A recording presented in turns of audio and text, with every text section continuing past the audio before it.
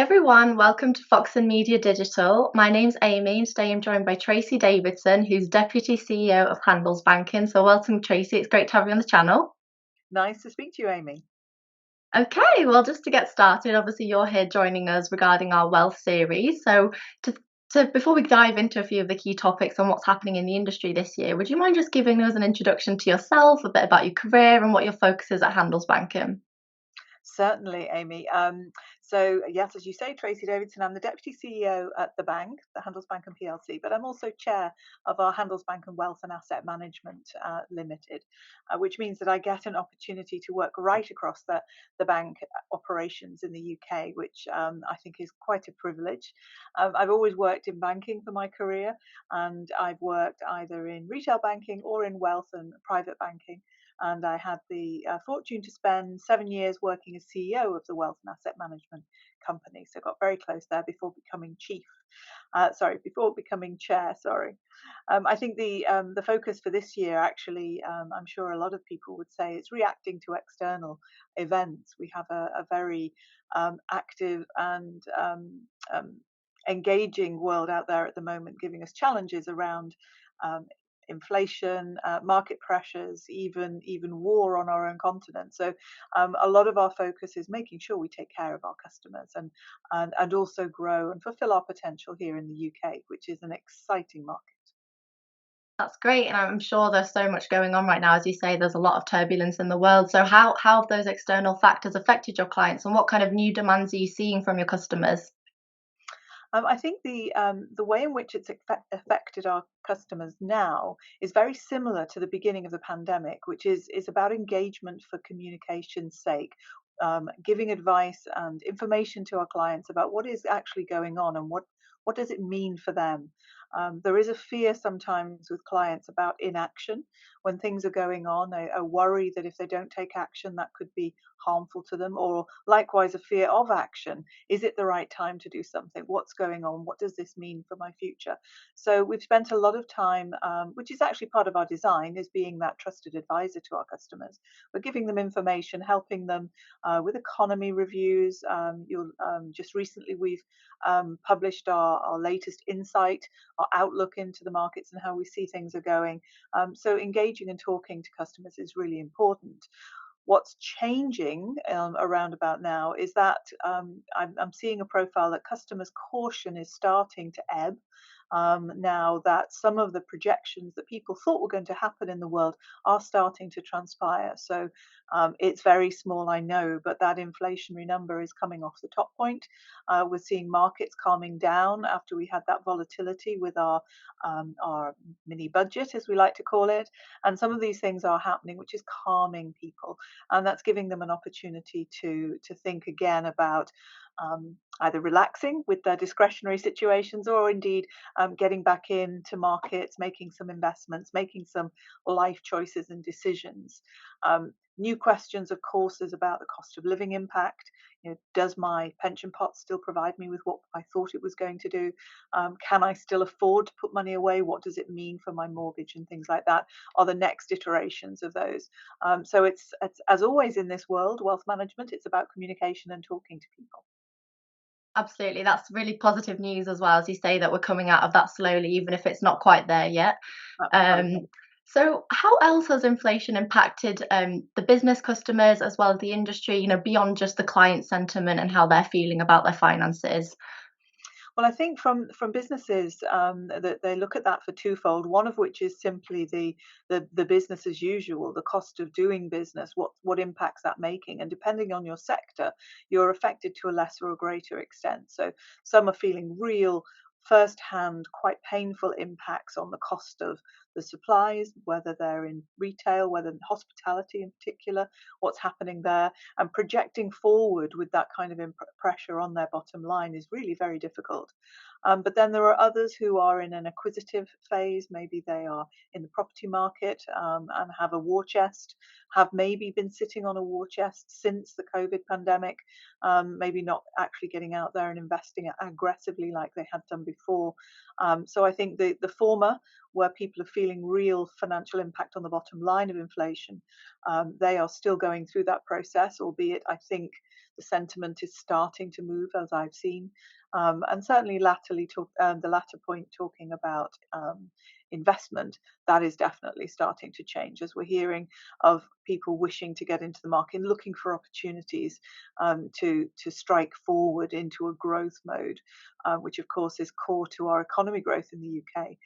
We need to get back to growth to ensure that we have a strong financial future for us all as consumers. And this is quite an open-ended question, but speaking of growth and thinking about resilience in the long term, what do you think are some lessons learned here? Because as you say, some have fared better than the others, depending on when their investments are and depending on different situations, suppliers, the whole business operation. So what do you think we can take away from this, from inflation and from the recession? Well, I think thinking of inflation specifically, um, everybody talks about inflation in every meeting, and they have done for as long as I've been in this industry. We talk about the effects on inflation, on the value of our savings, on our investments, on our future.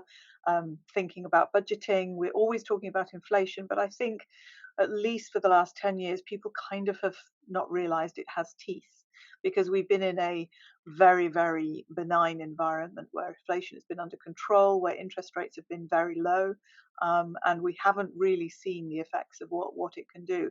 Someone who's been in the industry as long as I have seen it before, or at least seen the effects of it before, and this is brought to life again this time. So I believe it will. The lesson it's learned, or the lesson we should have learned from it, is it is there. It may have been a sleeping giant for a while, but it is there and it's got teeth, and we all need to be paying attention to it when we're doing our modelling on the ability to resist strain in our finance affairs where interest rates might increase, and also in the provision of our future financial planning for retirement, etc. It's real. I think in terms of recession or the economic cycle, um, the lesson is the same as it's always been, which is thinking prudently around being able to cope through the financial cycle, having business models that are lean by design rather than bang and bust. I think that's always something certainly in my company in Handelsbanken, that's part of our accounting ethos, that we don't go through phases. We try and run a very lean and cost-effective business at all points through the cycle, so that we don't need to take drastic action when things start to bite. And certainly, when we work with our customers, we're looking for them who have made well thought through, cautious plans where they can also resist strain. So at times like now, yes, of course, there's pressure, but actually they will, with our support, take a good result at the end of it. And then when you're talking about our investment and wealth management strategies, well, of course, you need to be in it for the medium to long term. You need to understand that times like these happen. There will be volatility, there will be bumps, and you need to be comfortable with your investment choices and know how you will feel with that. And we, as providers of that advice, need to make sure that we communicate that well to our customers and make sure they make the right decisions. Yeah, very well said there, and good points. And I think it's reassuring, as you say, just to think that this will pass eventually and it's all part of the cycle. So looking ahead then, what are your priorities for the next year in 2023 and beyond? And what do you hope to see from the industry? Closing thoughts. So 2023 and beyond. So this year for me is around that progression through this point in the cycle. So from all sides of our banking operation, whether it be wealth advice or lending or helping customers save or operate their businesses, it's getting through this next period and still being there for them and helping them fulfill their objectives, their business strategies or their personal strategies. As ever, like I started in saying, it's all about talking. I think further on from that, obviously we will turn in the cycle, and that gives us all great opportunities. And I want us all to be ready for that. So we will be making sure that we're well primed to take advantage of those opportunities to support more customers and be successful as a business. What I'm looking for from the industry, I suppose, two things. I know I don't rarely say this, but I'm really looking forward to the regulators' review of our the way in which we provide advice in our industry. It was talked about at the Edinburgh reforms, where our Chancellor talked about the fact that he's asked the regulator to look at the difference between providing advice and guidance. I think a positive impact on that particular piece of legislation would open up the doors for more guidance and help and support for customers in making savings and investments for their future. So I'm really excited about that. There's some other good things in there, but that one actually is keeping me really poised. So we'll wait and see what comes there. So I'd like maybe a nice Christmas present from that would be to make that easier for financial institutions to give guidance. And from our industry, just supporting our customers out there. We have an amazing market in the UK. We've got a fantastic customer base and some great institutions, and it's great that we are held to high standards. So keeping to those high standards, having less issues with companies that go wrong or perhaps stray off their path would be really welcome, and making sure that we stand out in the world as a first class top quality financial services sector. I think that will be good. Great, I like those, and that's really interesting about the regulatory piece, because that's not something that we often talk about at the wealth management conferences. It's more of the other financial services that have those big regulatory discussions, so we'll definitely watch out for that. And of course, as you mentioned earlier, if people want to learn more, they can read your investment outlook on the general trends this year, as well as, of course, attend the Summit for Wealth Management on the 9th of May with our company in London. So it's been an absolute pleasure to have you, Tracy. Thanks so much for joining. Been a pleasure talking to you, Amy. Thank you. And thanks everyone for watching. Don't forget to follow our YouTube channel for more content on challenges and opportunities in asset management, wealth management and ESG. And don't forget to give this interview a thumbs up and hit the subscribe button.